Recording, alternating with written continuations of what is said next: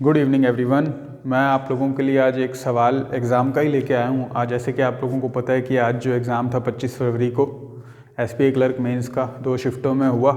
तो जो पहली शिफ्ट में क्वेश्चन आए उनमें से एक सवाल ट्रेन से रिलेटेड समय दूरी चाल का सवाल मैं आप लोगों के लिए लेके आया हूँ। आप इस सवाल को देखें और समझें कि किस तरह से किया जा सकता है, किस तरह के सवाल परीक्षा में आ रहे हैं, पूछे जा रहे हैं। और आने वाले समय में जैसे अभी अपना ग्रामीण बैंक के एग्ज़ाम होंगे ऑफिसर स्केल 1 और क्लर्क का, तो वहाँ भी मेंस की परीक्षाओं में इस तरह के सवाल पूछे जा सकते हैं। तो आप ध्यान से समझना। पहले आरआरबी फिर आईबीपीएस के भी एग्ज़ाम होंगे, जैसा कि कैलेंडर आ चुका है। तो किस तरह का सवाल है ध्यान से आप समझने की कोशिश करना। और जो लोग एग्ज़ाम दे के आए हैं आज फर्स्ट शिफ्ट में और मुझे बता सकते हैं कि कमेंट सेक्शन में क्या वास्तव में ये सवाल था या थोड़ी वैल्यूज़ शायद ऊपर नीचे हो गई हो, तो या फिर बिल्कुल डिट्टो यही सवाल आपकी परीक्षा में आया था। तो देखो बच्चों, करते हैं इस सवाल को। एल मीटर एक लंबी ट्रेन है। एल मीटर लंबी ट्रेन किसी पोल को, खंबे को टी सेकंड में पार करती है और वही ट्रेन एक प्लेटफॉर्म को t+12 सेकंड में पार करती है। यही यदि ट्रेन और प्लेटफॉर्म की कुल लंबाई 540 मीटर है और यदि ट्रेन की लंबाई 30 मीटर कम होती तो ट्रेन प्लेटफॉर्म को 17 सेकंड में पार कर सकती थी। तो L का मान ज्ञात करो। मतलब ट्रेन की लंबाई जो L दी है वो हमसे पूछी है। तो देखो बच्चों, हमें पता है कि जब ट्रेन किसी पोल को पार करती है तो ट्रेन खुद अपनी लेंथ को कवर करती है।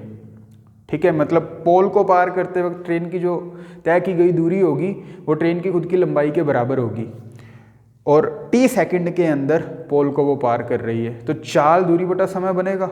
लेकिन जब ट्रेन किसी पोल को पार करेगी तो उसके द्वारा तय की गई दूरी उसकी खुद की लंबाई होगी। तो एक तो स्पीड जो है वो बन जाएगी ट्रेन की L/T, कि ट्रेन की खुद की लेंथ ट्रेन ने पार की, t सेकंड में पार की। ये क्या है? ये स्पीड है ट्रेन की। अब वो बोलता है ट्रेन जब एक प्लेटफॉर्म को पार करती है तो t+12 सेकंड में पार करती है।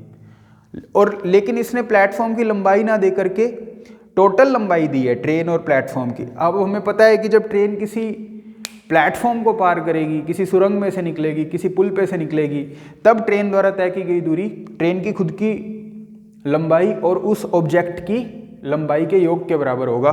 तो वो हमें 540 दिया है और समय t+12 सेकंड दिया है। तो यहाँ से चाल बन जाएगी आपकी 540/t+12। ये भी चाल है।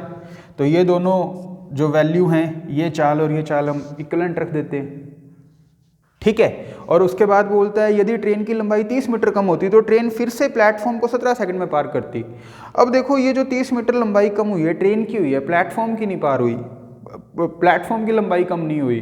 प्लेटफॉर्म की लंबाई जो इस 540 में जितनी है उतनी रखनी है। तो 30 मीटर जो लंबाई कम है वो 540 में से कम कर देंगे। मतलब ट्रेन की अगर लंबाई 30 मीटर कम होती है तो इसी में से 30 कम कर दो, प्लेटफॉर्म की उतनी रह जाएगी। तो कितनी लंबाई कवर होगी? 510 मीटर। अगर ट्रेन की 10 मीटर लंबाई कम हो जाती है और अभी भी प्लेटफॉर्म को ही ट्रेन पार कर रही है तो टाइम लगता है 17 सेकंड। तो ये भी चाल बन गई। तो ये तीनों जो टर्म है ये तीनों इक्विवेलेंट है, ये और ये। तो अब हमें L के मान तक पहुंचना है। तो हमें पता लग गया कि ये 510/17 30 है। तो ये भी 30 होगा, ये भी 30 होगा और ये भी 30 होगा। ठीक है। अगर ये 30 है, अब इस पे चलते हैं तो ये वैल्यू भी 30 होगी।